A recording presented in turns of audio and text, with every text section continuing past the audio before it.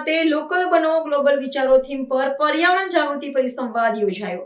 વડોદરા શહેરના racecourse circle સ્થિત વાસ્તવિક હોલ ખાતે લોકલ બનો ગ્લોબલ વિચારો વિષય પર એક વિશેષ પર્યાવરણ જાગૃતિ પરિસંવાદનું આયોજન કરવામાં આવ્યું હતું। સંસ્કાર નગરી વડોદરાના ભવ્ય વારસાની જાળવણી સાથે વર્તમાન સમયમાં શહેરીકરણથી ઊભા થતા પર્યાવરણીય પડકારો અંગે જનજાગૃતિ કેળવવાના ઉદ્દેશ્યથી આ સેમિનાર યોજાયો હતો, જેમાં રાજ્યના નામાંકિત પર્યાવરણવિદો, પ્રકૃતિ પ્રેમીઓને મોટી સંખ્યામાં જાગૃત નાગરિકોએ હાજરી આપી હતી।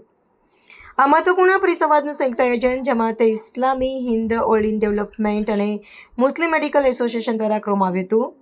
સેમિનારમાં ગ્લોબલ વોર્મિંગ અને આબોહવા પરિવર્તનના કારણે વડોદરા શહેરમાં સર્જાતી કાળઝાળ ગરમી, ચોમાસા દરમિયાન જળબંબાકારની સ્થિતિ અને સતત કળથતી હવાની ગુણવત્તા જેવા ગંભીર મુદ્દાઓ પર ગહન ચર્ચા કરવામાં આવી હતી।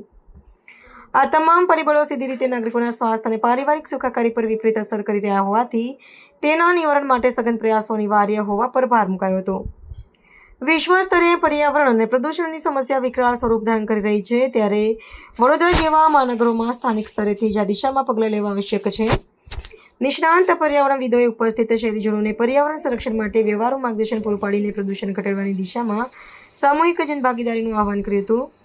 આગામી સમયમાં પણ પર્યાવરણ જાળવીના આવા સાર્થક પ્રયાસોને વધુ વેગવંતા બનાવી શહેરને હરિયાળું અને પ્રદૂષણ મુક્ત બનાવવા માટે નક્કર કદમ ઉઠાવવાનો નિર્ધાર વ્યક્ત કરવામાં આવ્યો હતો।